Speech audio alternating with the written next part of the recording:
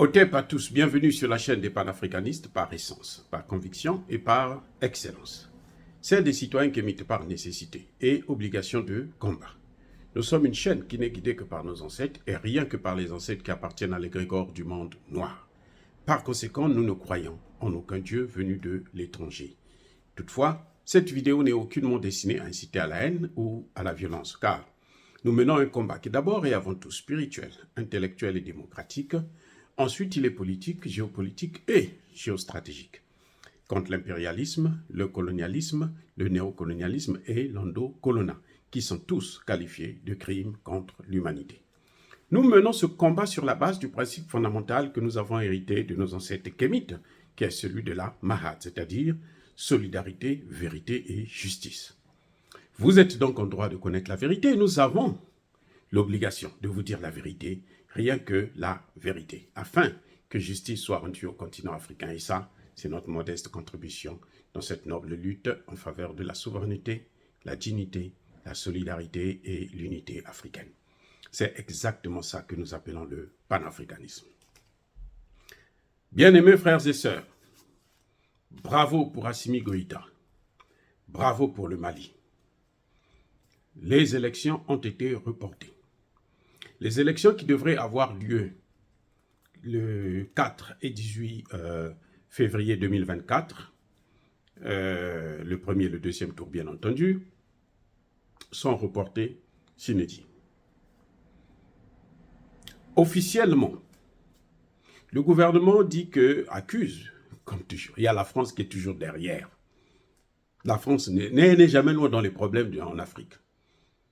Surtout en Afrique francophone. Quand vous constatez un problème, la France n'est pas trop loin. Dès qu'on parle Afrique francophone, ceux qui utilisent le CFA ou n'utilisent pas le CFA, la France est toujours à côté. Une société française, Indemia, a pris en otage les fichiers électoraux. C'est-à-dire que c'est incroyable. Parce que avec les anciens gouvernements corrompus, on devait 5 millions de francs CFA, 5 millions ou 5 milliards de francs CFA à cette compagnie. Déjà, c'est trop cher pour le service rendu. Bref, la société ne veut plus donner au gouvernement malien le fichier. Les Français eux-mêmes, sur leurs médias, RFI et les autres, ils vous disent que non, le problème c'est que le gouvernement là, a des problèmes financiers. Parfait. Il a des problèmes financiers. Vous voulez qu'il fasse quoi? Qu'il aille s'endetter? Nous, on ne veut plus de dettes. Ceux qui sont endettés avec vous, qui restent là 40 ans, 50 ans au pouvoir, 30 ans, 20 ans, ça c'est leur problème. Nous, on ne veut plus de dettes. On doit faire par rapport à nos moyens. Je répète. Ils disent que lorsque le gouvernement malien est en difficulté économique, très bien, mais où est leur problème? Comment vous savez que ce gouvernement est en difficulté économique? Parce que vous l'avez mis sous embargo et vous voulez qu'il puisse sortir de l'argent pour organiser des élections qui ne servent d'ailleurs à rien du tout. J'ai dit bien, les élections, ça ne sert à rien du tout. Ce qu'ils veulent derrière ça, c'est que Assimi Goïta aille en France, chez Macron, pour dire « Macron, oh, papa, donne-moi l'argent. » C'est ça qu'ils veulent encore. Ils pensent que Assimi Goïta peut descendre si bas. Mais s'il descend si bas, là, nous, Africains, là, notre jeunesse africaine, là, va le descendre plus bas que terre. C'est comme ça. Parce que nous avons pris goût de cette indépendance-là. Malgré dans notre souffrance, dans notre lutte contre le terrorisme, nous sommes contents d'être au moins libres. C'est ça qui est le plus important. Pour nous, le reste là, ça ne nous regarde pas. Chaque fois que vous allez commander de l'argent à quelqu'un, vous lui donnez une partie de votre souveraineté. Je reprends. Chaque fois que vous allez commander de l'argent à quelqu'un, à un autre État, vous sacrifiez une partie de votre souveraineté. Vous l'obligez à s'ingérer dans vos affaires. Et c'est ce que Emmanuel Macron attend. C'est pour ça qu'il a bloqué, qu'il continue à bloquer sur les finances, le CFA et autres. C'est pour ça que nous demandons encore à ces gouvernements-là de sortir de ce CFA. C'est un chiffon de papier. C'est une monnaie nazie. Le CFA, là, c'est Hitler qui a inventé ça. De Gaulle n'a fait que copier. Et il a mal copié. Parce que Hitler, il a fait ça pour un pays qu'il a vaincu par la guerre. De Gaulle le fait à des pays qu'il avait colonisés. C'est pas la même chose, hein? Vaincre par la guerre, c'est-à-dire que vous avez les mêmes moyens, vous combattez et puis vous gagnez la guerre. Maintenant, vous soumettez l'autre. Comme Haïti avait vaincu l'armée de Napoléon, elle devrait soumettre la France. Mais les colonies, c'est autre chose. Vous êtes venus des gens qui sont paisibles, tranquilles, qui vivent bien, heureux, et vous venez déranger leur vie, vous venez leur amener des guerres, alors qu'eux, ils ne connaissent pas la guerre, et vous avez eu de l'avance par rapport à eux. Ça, c'est différent. C'est cette avance-là que De Gaulle a utilisée pour continuer à nous persécuter. Donc, je dis, le Mali n'a pas besoin d'aller commander de l'argent. S'il n'y a que moi, je l'ai toujours dit et je le répète encore, l'élection, là, n'ont rien à voir avec le développement. L'élection, là, ils n'ont rien à voir avec la sécurité. Quand le terrorisme a commencé, le président qui était là, en poste là, Amani Toumani Touré, avait été élu démocratiquement.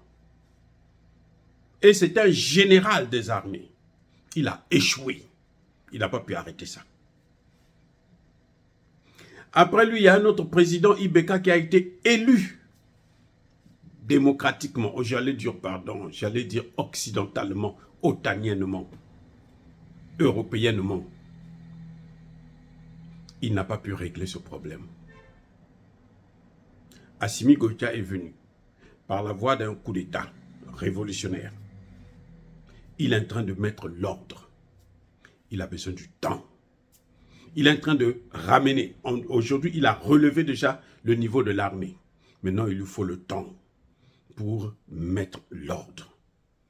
Et il ne peut pas avoir élection dans un pays en guerre. En guerre contre qui? Nous ne sommes pas en guerre entre nous. Nous sommes en guerre contre l'Occident. Parce que c'est l'Occident, c'est la France, ce sont les États-Unis, l'Angleterre, l'Allemagne, toutes ces puissances-là qui arment les terroristes, qui les recrutent, qui les financent, qui les ravitaillent. Nous sommes en guerre contre l'empire du mensonge et du mal. La même chose que Poutine est en train de passer en Ukraine. La guerre en Ukraine envoie l'Ukraine, mais ce n'est pas l'Ukraine. Poutine est en train de se battre contre l'Occident, contre les États-Unis, contre la France, l'Italie, l'Allemagne, la Grande-Bretagne et toute la clique.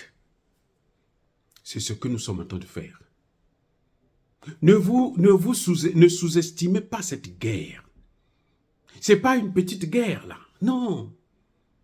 Vous voyez, je regardais encore aujourd'hui le Burkina Faso et le Niger qui ont détruit plusieurs colonnes de centaines de terroristes. Ils les ont tués, pris les armes, détruit certains et tout. Mais demain, vous allez encore retrouver une autre colonne de 300, 400. Mais ils font que recruter. C'est pour ça que Emmanuel Macron, quand il dit que nous partons du Sahel, mais vous voyez, au Mali, tous les jours, on tue. Mais il sait pourquoi. Il est informé par qui? Et sa mère vit au Mali aussi. Il est informé par qui? Puisque même RFI ne vient plus au Mali. Parce que ce sont eux qui donnent les informations. Les terroristes.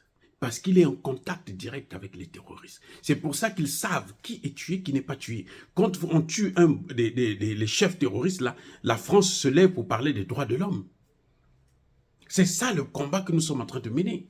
Donc je pense qu'il est inopportun d'organiser des élections dans une situation comme celle-là. C'est valable pour le Burkina Faso, pour le Niger, pour le Mali et même pour le Tchad. Vous ne pouvez pas, pour la Centrafrique aussi c'est pareil, vous ne pouvez pas organiser des élections dans un chaos comme celui-là. Ce sera de la mascarade.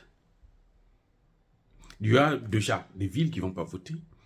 Kidal, Tombouctou et autres. Il y aura des endroits où les gens ne vont pas voter. Ou bien, on va attaquer les gens à ce moment-là. Et puis, ça va être juste pour rien. Parce que les Occidentaux nous demandent des élections. Ce sont eux qui nous demandent la démocratie. La démocratie, là, c'est leur système à eux. C'est le système qu'ils ont mis en place pour se permettre, pour se donner le droit de s'ingérer dans nos affaires. Vous allez voir que partout en Afrique, ce sont eux qui sont les maîtres qui commandent les présidents. Partout en Afrique. Actuellement, quand on parle de démocratie, là où vous avez vu, il y a des élections, là, ce sont eux. Regardez au Congo démocratique.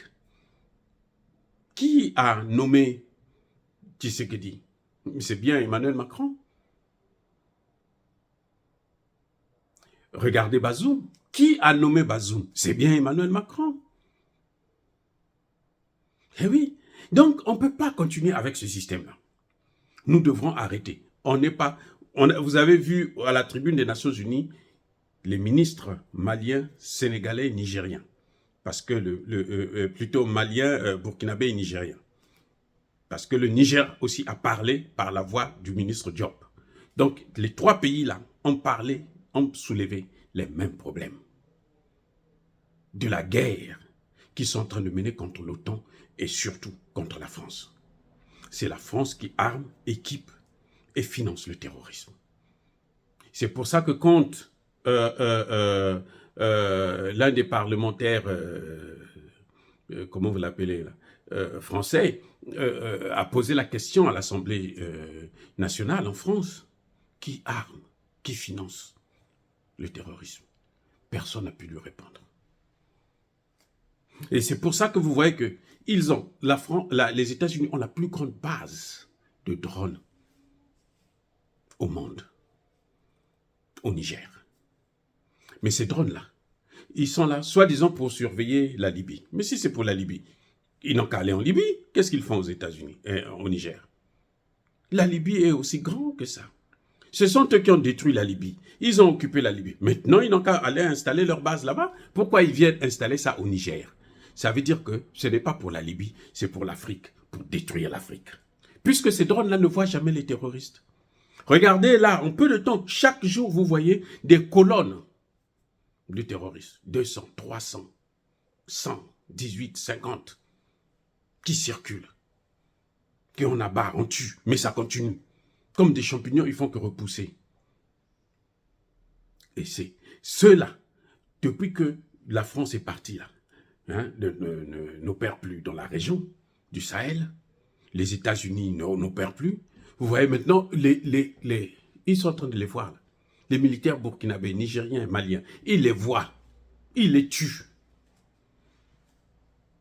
Oui, ils n'ont même pas de lunettes. Hein. Beaucoup parmi eux ne portent pas de lunettes. Mais ils les voient quand même et puis ils les tuent.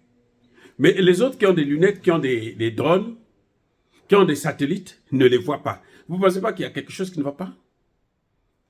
Donc, pour moi, c'est une très, très, très, très bonne nouvelle que le Mali ait reporté les élections. Et qu'en principe, même si ça prend 7 ans, on s'en fout. Parce que de toutes les façons, en Afrique, là, nous avons des présidents qui sont là, depuis 25 ans, 30 ans, 40 ans, 50 ans. Qu'est-ce que ça a changé? Qu'est-ce que ça a fait? Est-ce que ça dérange les puissances occidentales? Ça ne les dérange pas. Ce n'est pas chez eux. Pourquoi vous vous ingérez? Est-ce qu'on est obligé d'adopter le même système démocratique que eux? On n'est pas obligé d'avoir le même modèle politique. La démocratie, là, c'est un leurre. C'est un leurre. Ça ne développe pas, ça sous-développe. Donc, Assimi Goïta doit maintenir cette position. Déjà, de toutes les façons, les sanctions, ils en ont déjà eu. Un cabri mort n'a pas peur du couteau. Ce qui les embête, C'est parce qu'ils attendent justement ce moment de la démocratie pour faire en sorte qu'ils puissent trouver quelqu'un qui vont corrompre, vont, voyez, mettre de l'argent en jeu pour que la personne puisse corrompre des populations et n'importe quoi, et puis venir être élu pour ramener les mêmes qu'on a chassés au pouvoir. Et ça, c'est comme si Assimi Goïta n'avait rien fait. Il fallait même qu'il reste chez lui, qu'il nous laisse nous débrouiller avec ses colons. Mais comme il a pris le pouvoir, il est en train de redresser la chose. Pareil pour Traoré et pour Tiani. Les élections, là, c'est après le combat contre le terrorisme. Pour nous, Africains, la sécurité est prioritaire. La sécurité vient avant les élections. La sécurité vient avant la démocratie occidentale. Voilà. Donc, pour nous, il faut continuer à combattre. Si les Occidentaux, là, veulent vraiment la démocratie dans le Sahel, ils n'ont qu'à retirer tous leurs terroristes. Ils n'ont qu'à les retirer puisque ce sont eux qui les commandent.